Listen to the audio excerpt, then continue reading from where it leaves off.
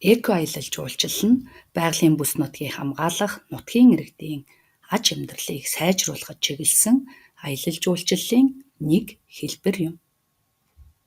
Эко аялал жуулчлал нь ихэвчлэн ховор ургамал, амьтан байгалийн үзэсгэлэнт газар, түүх соёлын өвийг түшиглсэн газруудад аялахыг жуулчдад санал болгодог.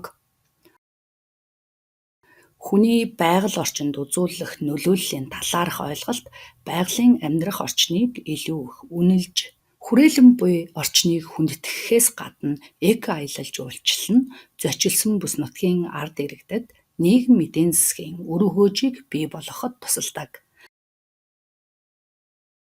Нэгдсэн үндэсний байгууллагаас 3 төрлийн эко жуулчин байдаг гэж үзсэн. Үүнд амьтныг хамгаалах эко жуулчин, адал явдалт жуулчин, ургамал судлах жуулчин.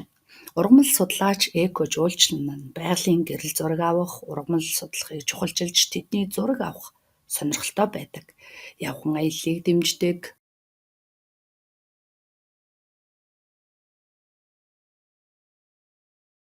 Энэ төрөл нь хамгийн хурдастай хөгжиж буй төрөл байгальд түшиглэн зэрлэг ан амьтдыг хамгаалах, нутгийн иргэдийн соёл суралцах сонирхолтой байдаг.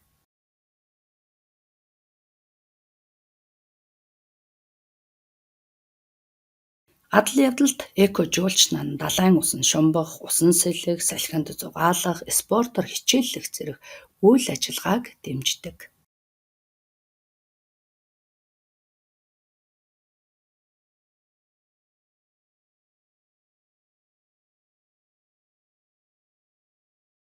Энэ төрлийн аялал жуулчлалын давуу тал нь жуулчдад алжаалаа тайлах боломж олгохоос гадна аялагч бие даан амьдрах чадварт суралцдаг. Жуулчин орон нутгийн иргэдтэй хамт байж уламжлалт амьдралын хэм маягийг мэдрэх боломжтой бөгөөд эко аялал жуулчлал нь орон нутгийн иргэдэд эдийн засгийн боломжуудыг бий болгож орон нутгийн хөгжилд шууд үр өгөөжөө өгөх зорилготой. Байгаль орчныг хамгаалахад хөрөнгө санхүүг босгодог давуу талтай.